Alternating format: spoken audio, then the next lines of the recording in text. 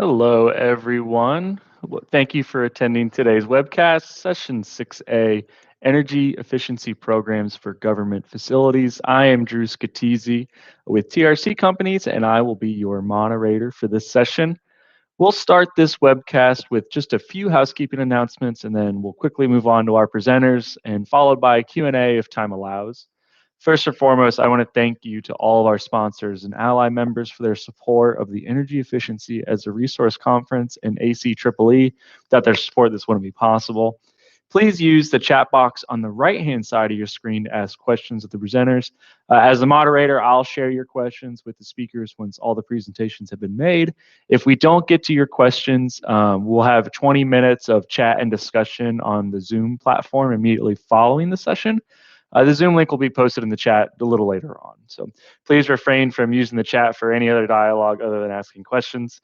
And be sure to check out all the options on the left-hand side of the app where you can connect with other attendees, engage in our game to possibly win a free registration to the 2023 Philadelphia EER conference.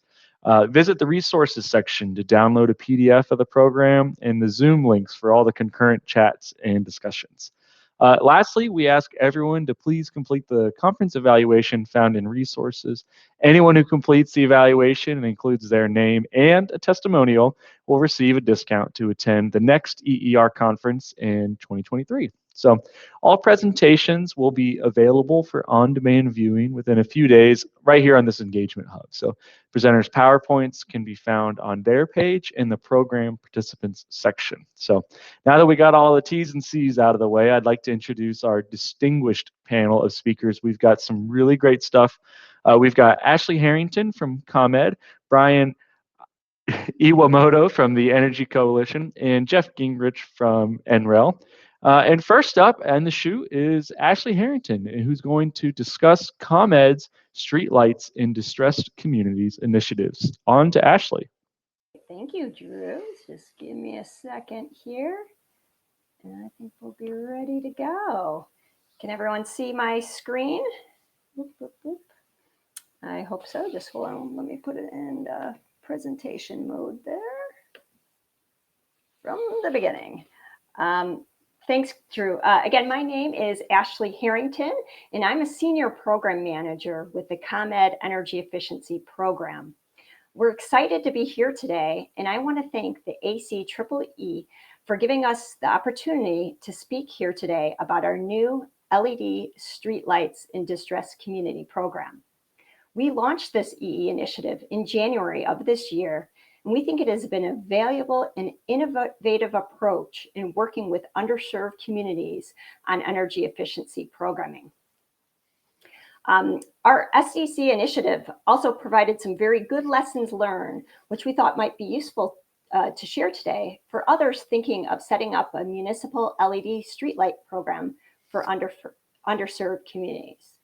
And before I launch into the program, for those that may be less familiar with ComEd and our EE programs, I just wanted to provide you a brief overview.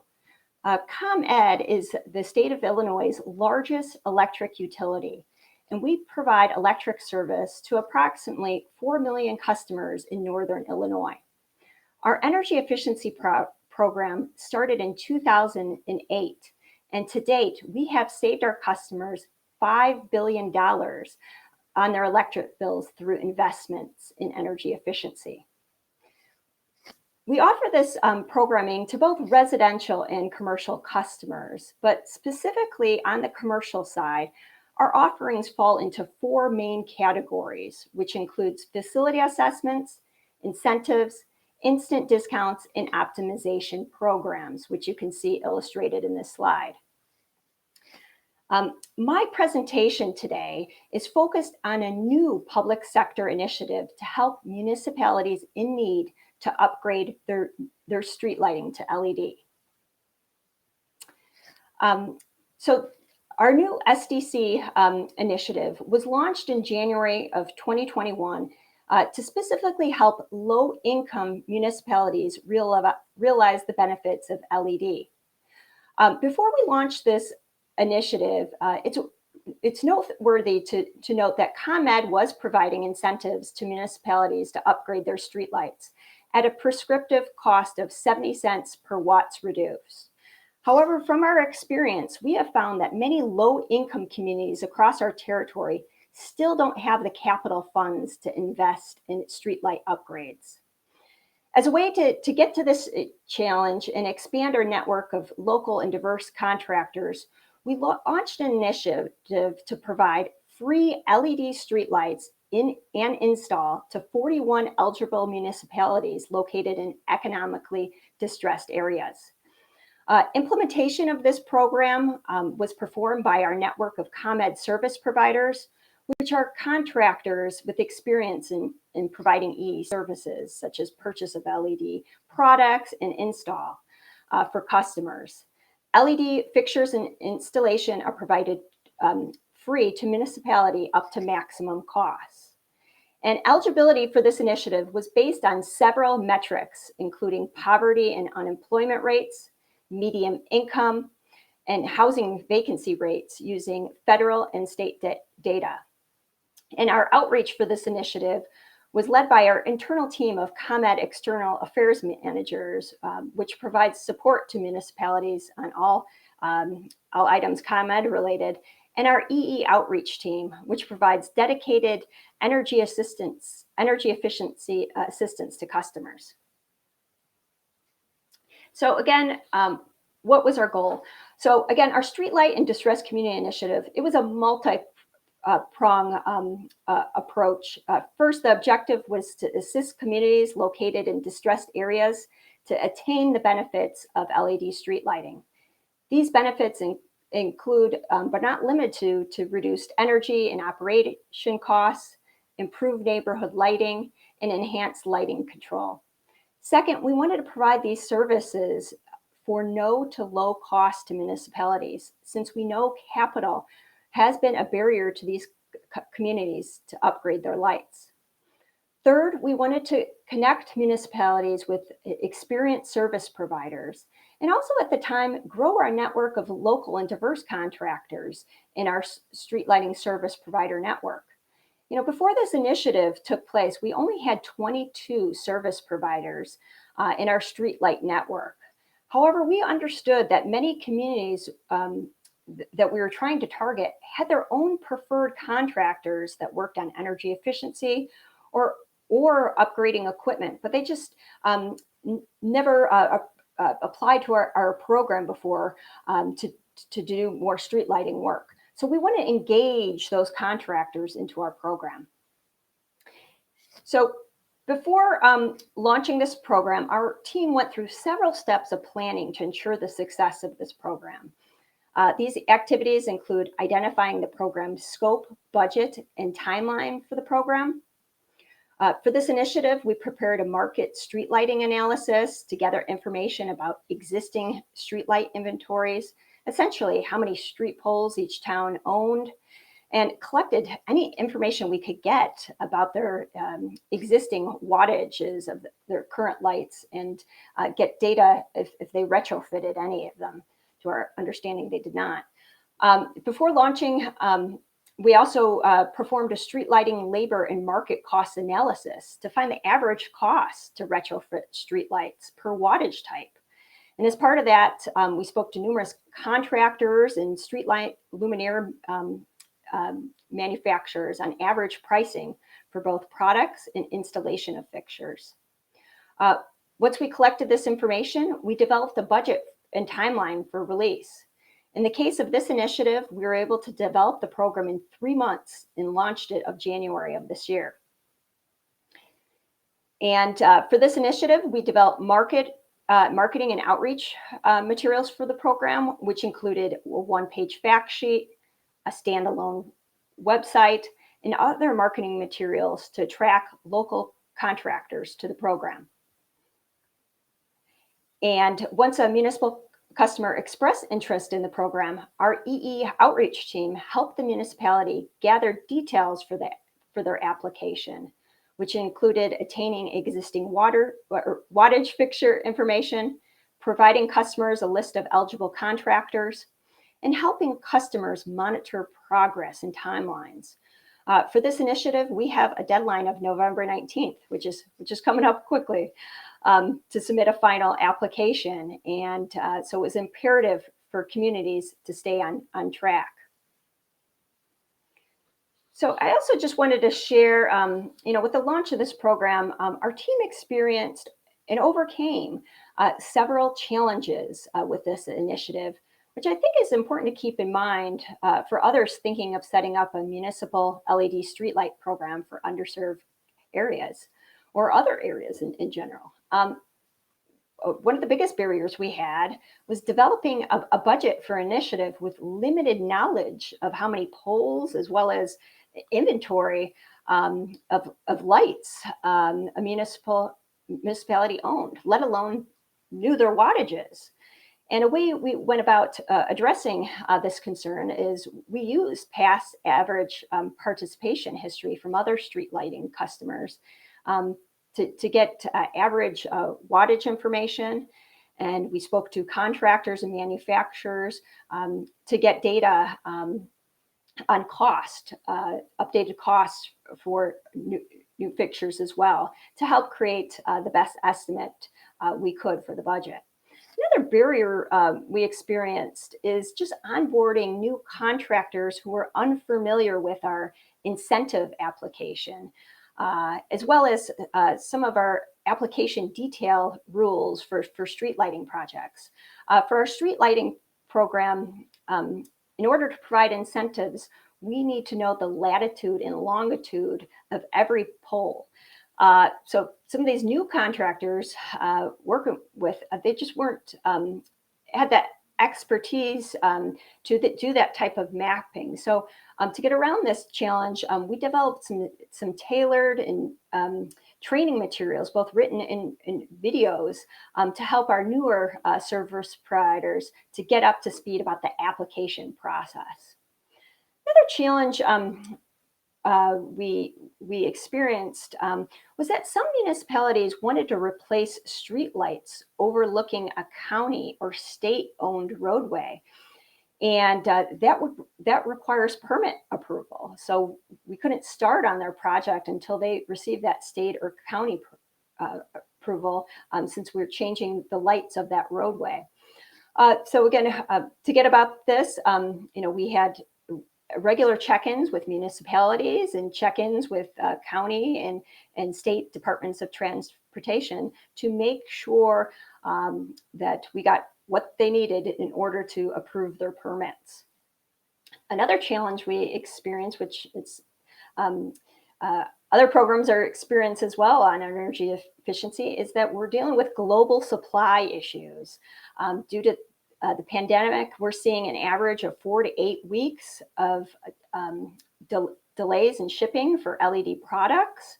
So a way we address this challenge is that, again, we conducted regular check-ins with our service providers to get the latest ship and install dates, as well as if folks couldn't get their shipment on time, we take those projects and put them on a wait list and move others that we're looking to start the project.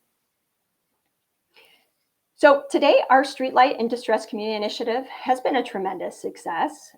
This initiative had an incentive budget of $5.8 million, and it is fully reserved. 22 out of the 41 eligible customers are participating. This initiative is expected to save 10.4 gigawatt hours annually in energy. And this initiative also doubled the growth of our service provider network from 21 to 43 companies, notably from local and diverse contractors who are often the preferred contractor by the local municipality, which was great. And on this slide, we just have a case study showing how our Streetlights in Distress Community program made a big difference in helping one community invest in streetlight upgrades. On this slide, you'll see that this town if the town went through our normal incentive program, which was providing 70 cents per watts reduced on lights, they would receive 35% of their LED project paid for. But as part of this new Streetlights in Distress Community program, we were able to get their lights fully funded at 100% of the cost. So in sum, we feel that our ComEd Streetlight in Distress Community Initiative has been a real innovative approach to working with underserved municipalities on EE. It has encouraged underserved communities to participate by removing budget barriers. The initiative drove local and diverse contractor participation. And the initiative allowed for many great lessons learned that I thought was helpful to sharing with you today for those that are also thinking about setting up a municipal LED streetlight program for underserved areas. Thank you for the opportunity to present, and I look forward today to answering any questions you may have about this initiative.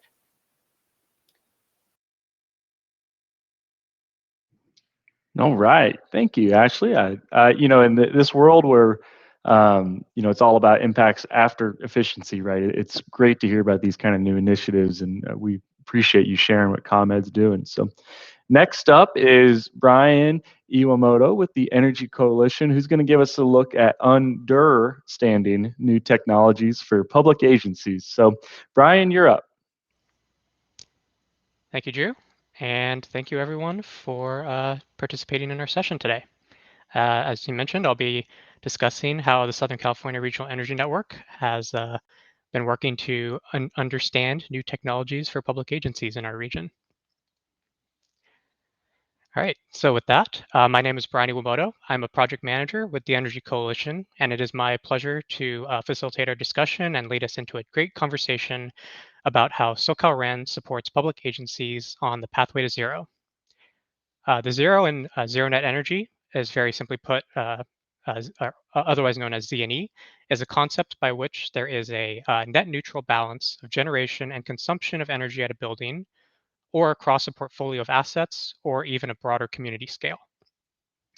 SoCalREN provides services at no cost to public agencies in our region to plan and implement various strategies that can help to make Z&E future reality.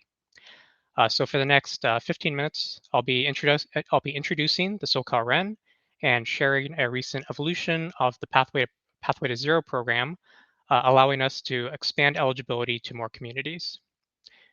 And with that context, I'll explore the various measures in a Z&E strategy and project pathways facilitated by our program. Questions are, of course, welcome, and we'll work to address them, but we also encourage you to share your own experiences in the pursuit of Z&E or other long-range goals that your organization may have. So let's get started with a quick who are we? The Southern California Regional Energy Network, or SoCalREN, was created to harness the collective power of residents, businesses, and the public sector to achieve an unprecedented level of energy savings across Southern California. In 2012, the California Public Utilities Commission authorized SoCalREN under the administration of Los Angeles County to design and deliver programs with the objective to harness the collective power of Southern California's residents, businesses, and public agencies to achieve energy savings results, thus contributing to our collective statewide energy goals. Under the portfolio of SoCalREN are all of the programs listed here, and we'll be focusing in on the public agency programs. For public agencies, SoCalREN supports by providing tailored energy efficiency services to identify, fund, and implement energy efficiency projects at their own facilities. All of SoCalREN's resources and direct services are provided to participants through programs free of charge. That is because SoCalREN's programs are utility ratepayer funded and considered public purpose programs under the purview of the CPUC. And since the launch of SoCalREN in 2012, the Energy Coalition has been the implementer delivering the SoCalREN public agency programs. So there are over 700 agencies within the 12 counties that are shaded in purple on this map that are eligible to enroll. These public agencies include K-12 school districts, local governments, special districts, cities, counties, wastewater districts, etc. SoCalREN public agency programs works closely with public agencies to develop energy efficiency strategies and projects supporting statewide energy goals. Our vision is that SoCalRen believes in the power of public agencies to lead their communities towards a safe, secure, resilient, affordable, and sustainable clean energy future. And with that, sowing the first seed to sprout a healthy conversation later on, I'll pose a question here to public agency representatives who are attending the webinar today. Please go ahead and chat in your response.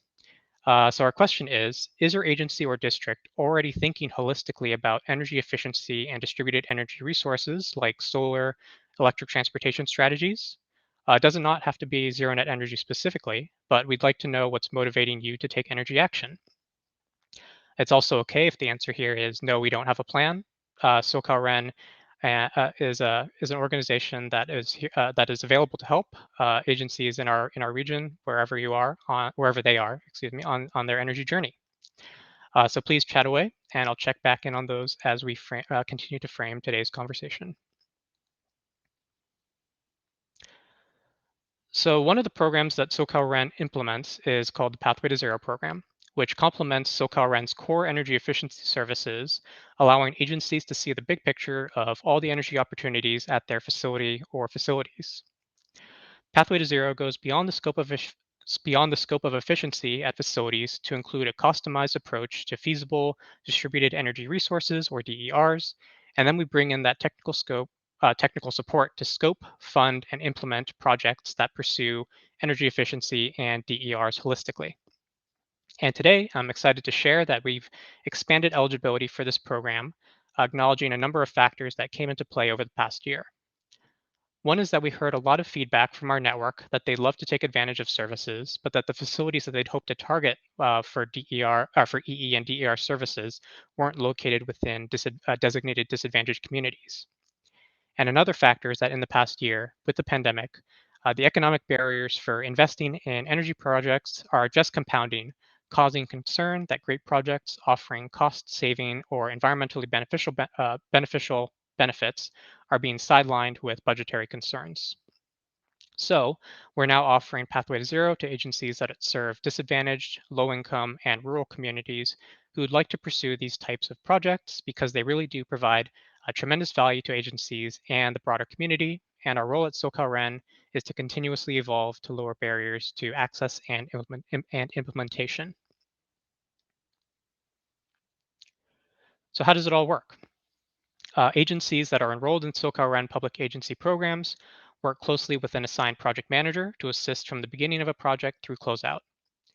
A SoCalRen project manager not only coordinates program resources, but also coordinates with the agency's utility account managers throughout the development of projects to ensure that the incentives or other relevant opportunities are maximized. Through our PDP program, we can offer project management and technical support services for energy efficiency retrofit projects.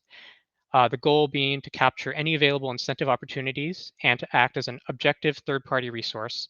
We present the best efficiency options to the agency while providing additional services that would ensure the projects are implemented successfully. Services include energy benchmarking, technical support, including audit calculations, identification of measures such as pumping or wastewater, and more, analysis of financing options, procurement and construction support, and as well as the list of services that you see on the screen here. So next, I'll go over a list of some of the tools and project deliverables that SoCalRen offers to these agencies. As a brief overview of what will be discussed on the next slides, we offer comparative energy analysis, facility benchmarking, Pathway to Zero report, audit and implementation support, and and we'll do a brief project spotlight at the end. So one of the tools that we utilize is the comparative energy analysis. The goal being to understand an agency's energy profile, priorities, and to map local vulnerabilities to be able to target projects that build community resilience. We found that public agencies that effectively manage their energy use create tangible benefits for themselves and the communities that they serve. By upgrading facilities through energy efficiency and DER technologies, agencies can reduce energy bills to free up public resources for other services and reduce greenhouse gas emissions to improve air quality and the environment. Another tool is the facility benchmarking, the goal being to track facility energy patterns over time and compare facilities within the portfolio as well as similar types of facilities. We found that enhanced benchmarking leads to a better understanding of the agency's facility energy usage by comparing energy usage at facilities of different sizes, demonstrating how energy intensity, such as through BTU per square foot, has changed over time, and comparing a facility's energy intensity with facilities of other agencies through tools such as Energy Star Portfolio Manager. The next tool is the Pathway to Zero report. And the goal of this report is to help agencies to identify opportunities and next steps for distributed energy resources when implementing energy efficiency projects. The Pathway to Zero report provides an overview of potential DER strategies to public agencies. It allows agencies to understand the DER measures, implications, and opportunities at the facility. The report is a way for public agencies to receive high-level buy-in from stakeholders to pursue the measures in greater detail through SoCalREN. Examples of DERs that are reviewed in this report include demand response, or DR, electric vehicles, solar water heating, photovoltaic and battery storage systems, greenhouse gas emission reduction options, permanent load shifting, and water efficiency. And the final tool is the audit and implementation support. The goal being to support implementation of both energy efficiency and distributed energy efficiency measures to maximize energy resilience and cost savings. And once an agency has decided on which DERs to pursue, a SoCalREN project manager will guide them and the agency through the project process. We don't just give agencies a plan, we also help to make it happen. So an example here is one of the agencies that we've been working with is the Almonte Union High School District. The Almonte Union High School District enrolled in SoCalREN in 2019. The district's 7 schools serve a low-income, at-risk student population in a pollution-burdened community in Los Angeles County. But despite resource constraints, clean energy modernization is a district priority. They sought SoCalREN's support to build an actionable energy efficiency project pipeline to walk the talk, demonstrating the district's commitment to efficiency as a standard practice. Our team has helped the district to implement EE projects, reducing energy costs by roughly $250,000 per year and reducing usage by over 1 megawatt of energy annually. SoCalREN's Pathway to Zero program enabled DER supportive services alongside EE development, always tailored based on agency needs or goals. And in this specific case, with Almonte Union High School District, they have an energy services company, or ESCO, contracted for DER project development and installation. They were interested in SoCalREN's offering of third-party technical review, technical specifications proposed for battery energy storage systems at 3 of those schools.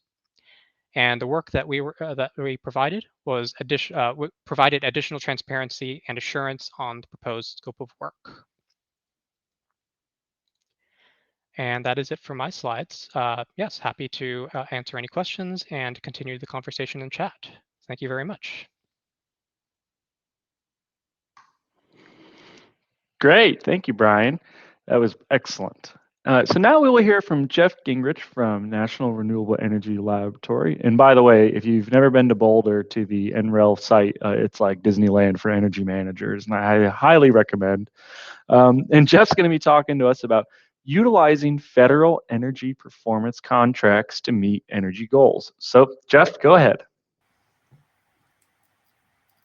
Thank you. I really appreciate the opportunity to speak with you all today, and appreciate ACEEE inviting us to speak a bit. Again, my name is Jeff Gingrich. I'm from the National Renewable Energy Laboratory, and I am, sorry, just let me get my screens sorted out here.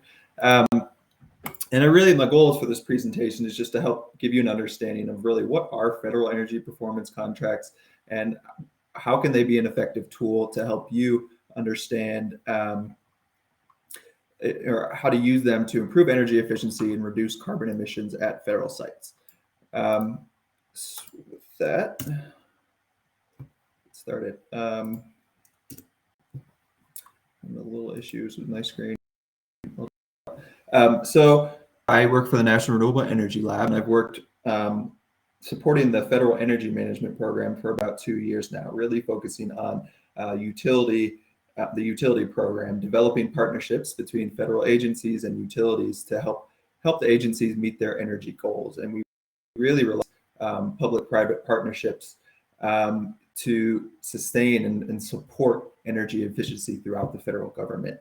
To take a step back and just look at the mission of our of FEMP in general, we're an office under the Department of Energy, and we're really working to work throughout the federal government to enable federal agencies to meet their goals by identifying affordable solutions. In this case, we'll be talking about performance contracts, enabling, facilitating public-private partnerships, and then really kind of just acting as a support group, providing training to federal agencies, providing technical assistance via the national labs. So we have not just NREL, but we have a network of national labs around the country that help to support these types of projects, provide training, do research on the latest technologies and trends in the industry, and highlight success stories so that we can learn from each other to really advance energy efficiency throughout the federal government.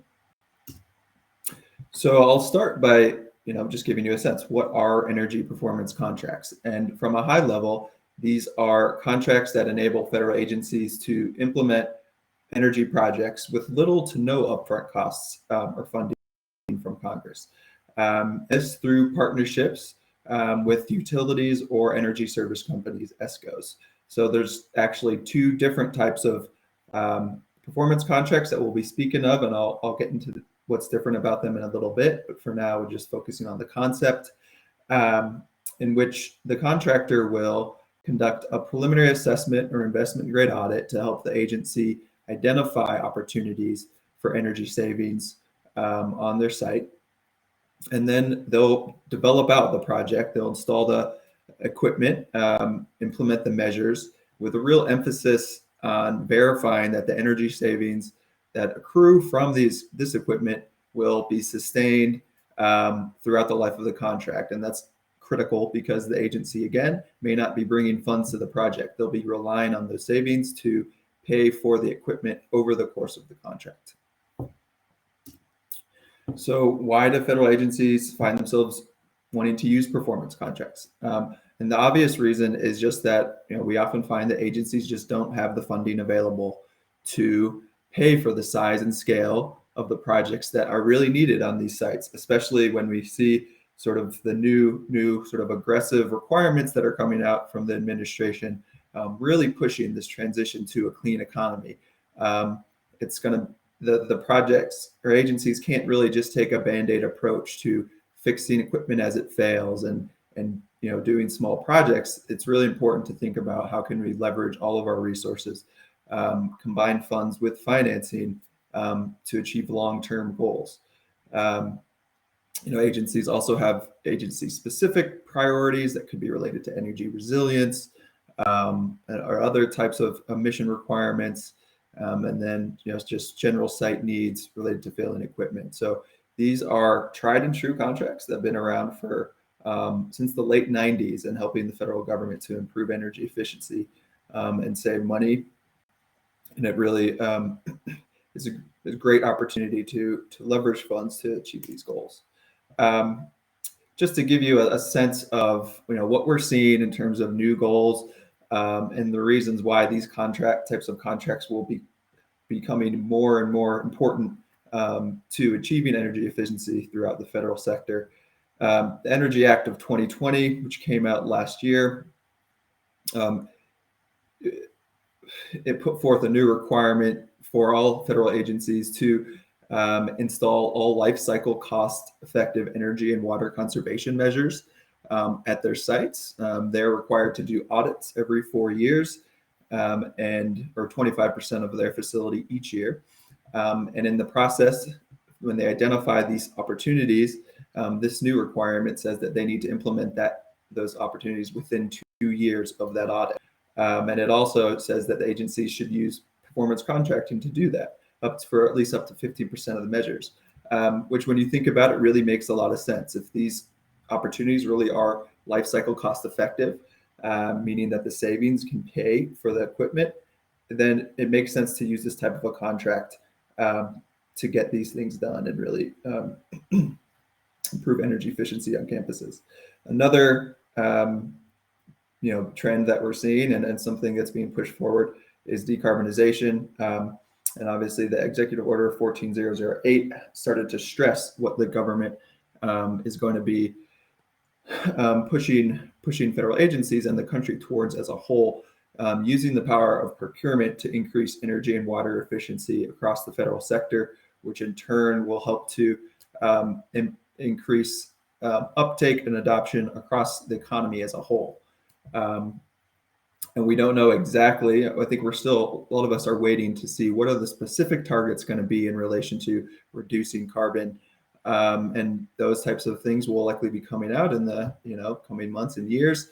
But in the meantime, we know that it's coming, and we know that this transition is imminent. It's going to be pressure for it to start moving fast. So these types of contracts can help federal agencies with their partners think about how can we make a big shift towards reducing our carbon emissions and improving energy efficiency.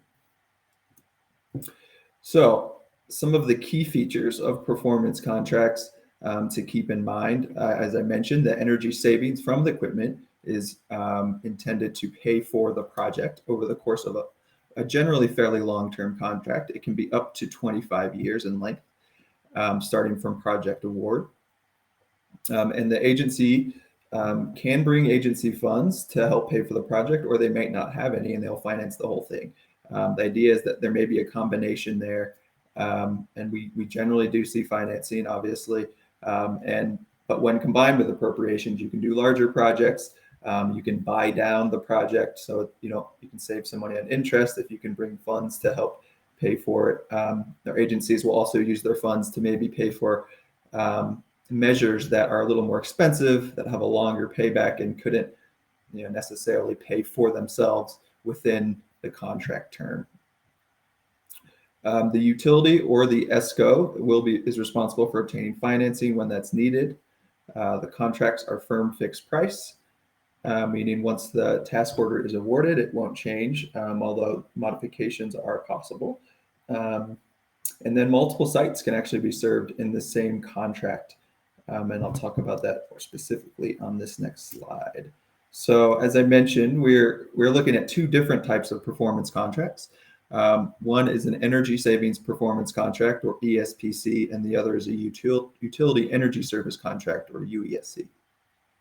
The main difference being ESPCs is the contractor for the performance contract. ESPCs, the contractor is an ESCO, and for UESCs, it's one of the local serving utilities.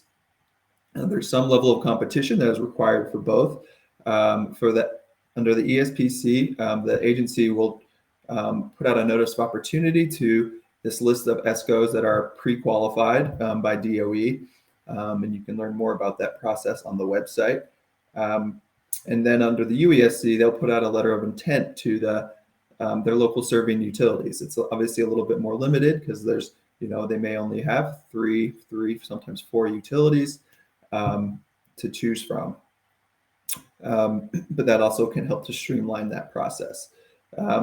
Important thing to keep in mind with utilities is that even though they may be a gas utility or electric utility, they will be offering fuel neutral approaches. So they don't just have to offer, a gas utility doesn't just have to offer gas measures. They're going to look at the entire campus and treat it as neutral. A very important piece of both of these contracts is obviously an emphasis on savings and making sure that those savings are available down the road to continue to pay for the contract over a long period of time. And so to really focus in on that, ESPCs require savings guarantees of a specific dollar amount year over year, whereas UESCs don't have that, a savings guarantee requirement, but in order to achieve a similar objective, performance assurance plans are required to help identify who's going to be responsible for post-acceptance services, who's going to be doing the operation maintenance, the measurement verification, recommissioning or monitoring-based commissioning. We're seeing a lot more to make sure that these projects really do save what they're saying they will. And as I mentioned, multiple sites can be served by the same agency, or sorry, by the same in the same project. So under an ESPC, that's really means an agency can combine sites from all over the country into one project if they would like to. And with a UESC, the territories are limited by the utilities serving territory. So you can still combine multiple sites, but it has to be within the serving territory of that utility. So when we talk about savings, just to give you a better sense of how the kind of the flow of money works, the great thing about these contracts is that they're meant to be budget neutral. So you'll start out with a specific budget, and then for energy and related O&M, during the performance period of the contract, the savings from the equipment that's installed will be redirected to the utility or the ESCO to pay for that equipment over the course of 5, 10, 15 years.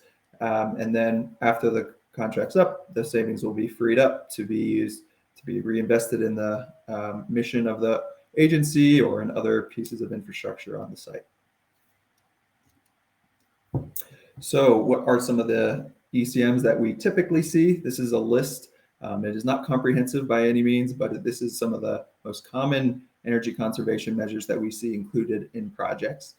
And you can see that it varies a lot each project could vary a lot by size and scale. So we see projects that may be a few $1 million, focusing on just on lighting upgrades, or some smaller ECMs, to very large projects that could cover multiple sites, or a large campus combining a number of different ECMs, that could be valued over hundreds of millions of dollars.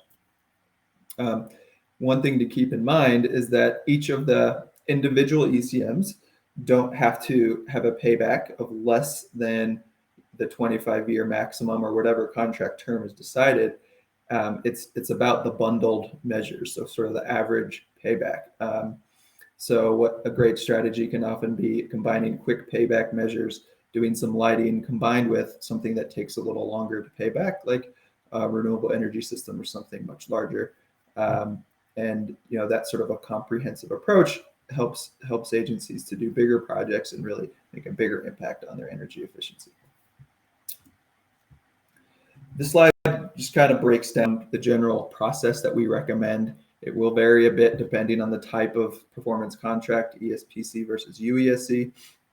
But this is the general flow, and it follows a similar kind of process that you probably see for other projects.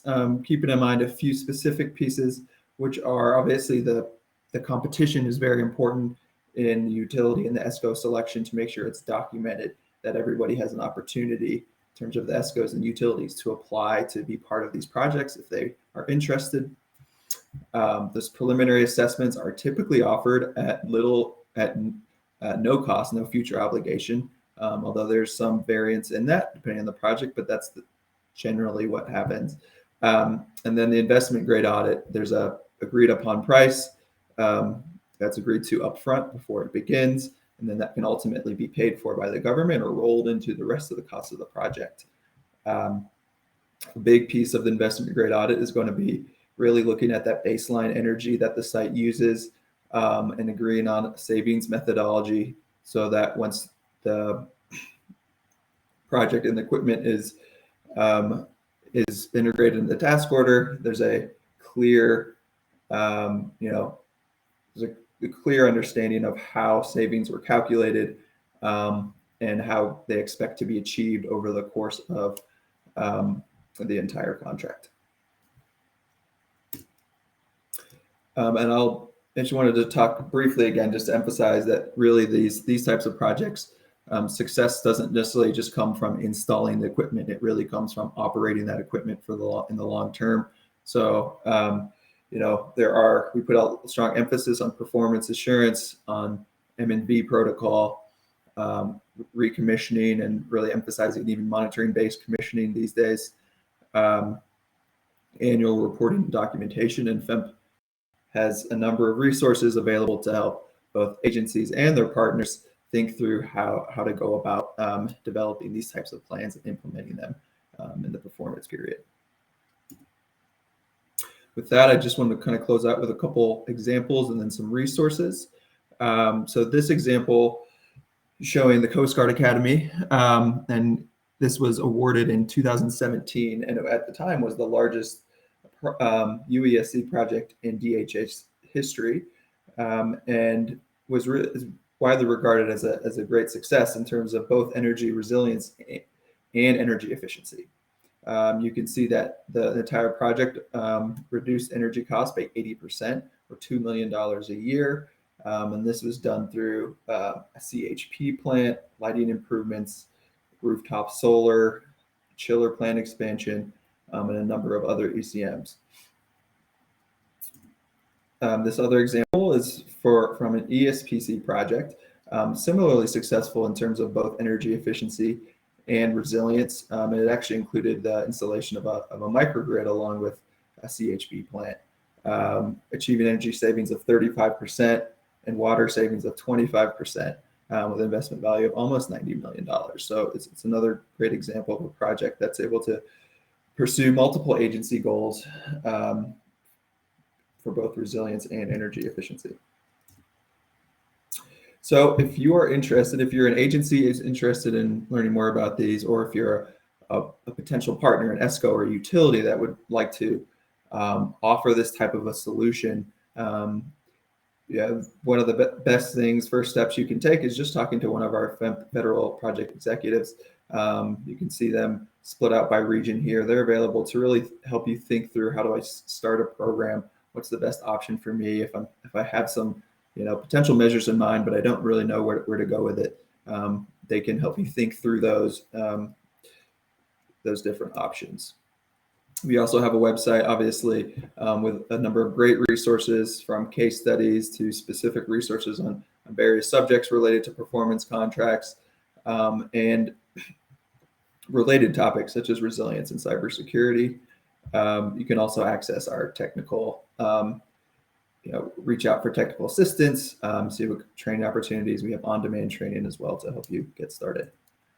And then in terms of FEMP support, we really do our best to try to work with both the public and private sector to make these projects successful. I just want to highlight the FEMP Assistance Request Portal. If you want to reach out to me or our team and have a conversation about these, think through them a bit more. This is also how you can request technical assistance for projects from the DOE National Labs related to different types of performance contracts or DE, other energy projects, or schedule a tailored training to really dig into this in more detail and bring some maybe agency specific priorities to the discussion. And with that, I will just say thank you. Definitely appreciate the opportunity to speak about these, and look forward to answering any questions. Thank you, Jeff. I appreciate that. From my past life at electric and gas utility, I was familiar with those programs, and it was super interesting to hear about kind of the other options for other folks. So I appreciate you sharing your expertise. So now we will address a few questions from the audience. If you have a question, please submit it using the chat on the right. I will kind of direct them towards the appropriate person, and we'll move on from there.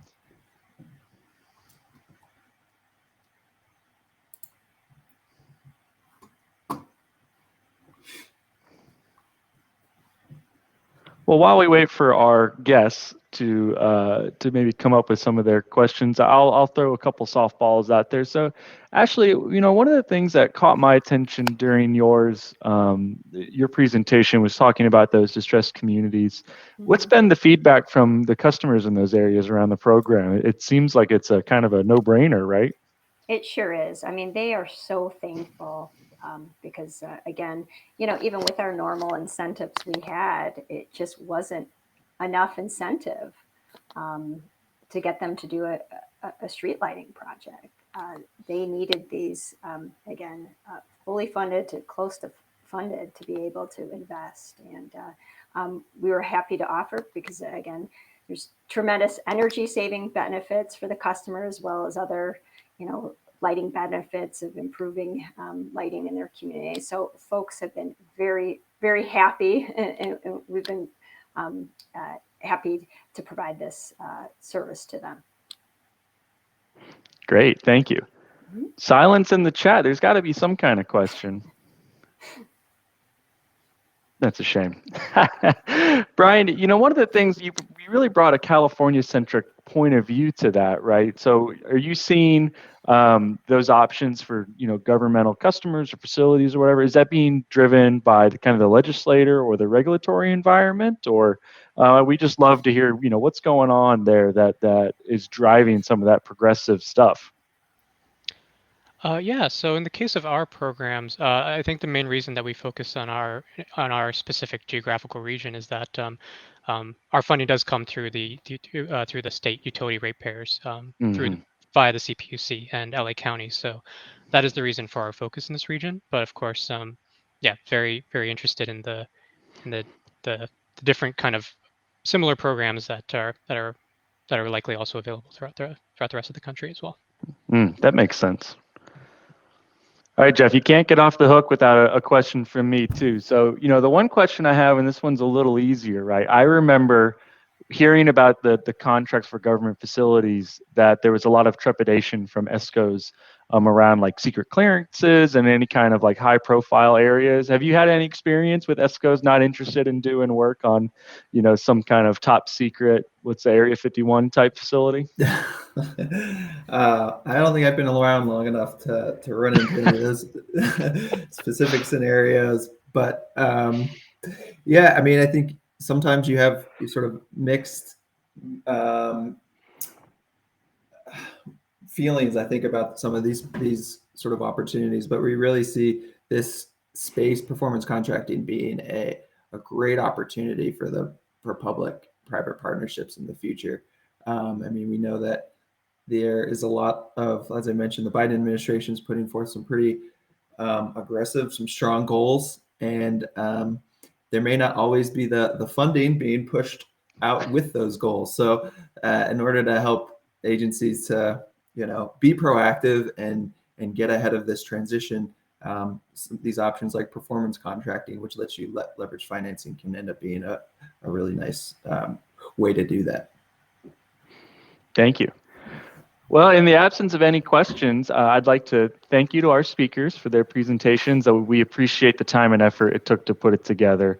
And the attendees today for participating. Thank you so much. So again, I'd like to say, if you want to continue exploring any of the topics we talked about, or maybe you want to talk with our distinguished panel about something a little off topic, but maybe still relevant, please follow us to the Zoom chat room. The link can be found in the chat, and we will see you all there. Thanks so much. Great, thank you. Thanks.